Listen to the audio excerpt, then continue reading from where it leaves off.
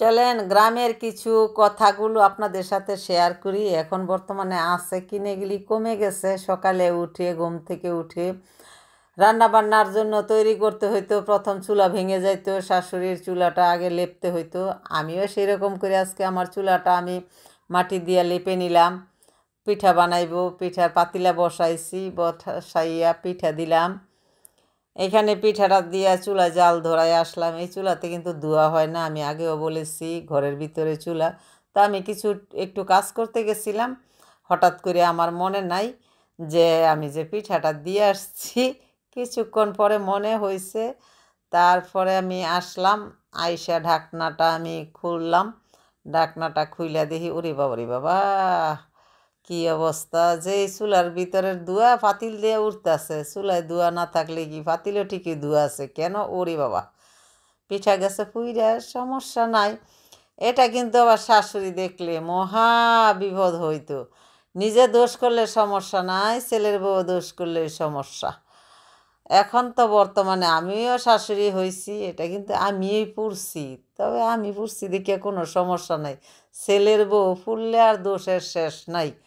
কারণ নিজের গোয়ালের দই গোয়ালে চুকা করলে আর চলে, সেই জন্য আর মানুষে বিক্রি করবে না, নিবে না, কিনবে না। তো এই যে পরের বার পিঠাটা বানাইছি, সুন্দর হয়েছে।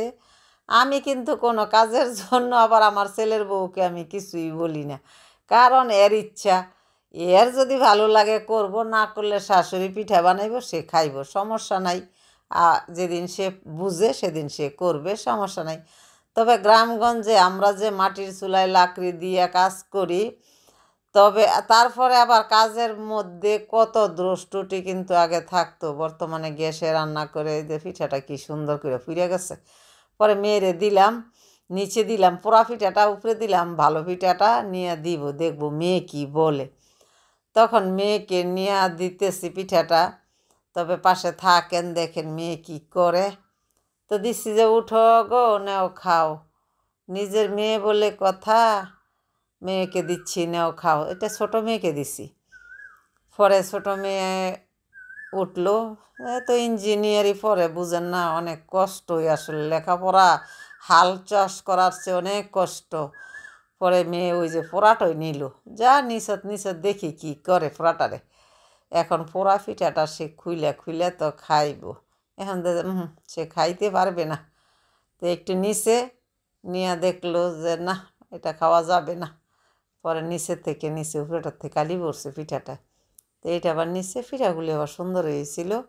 তো এইটা নিচে বলে, মা এই পিঠাটা তো ভালো। আমি সবটাই ভালো, এটা ভুলে খারাপ হয়েছে।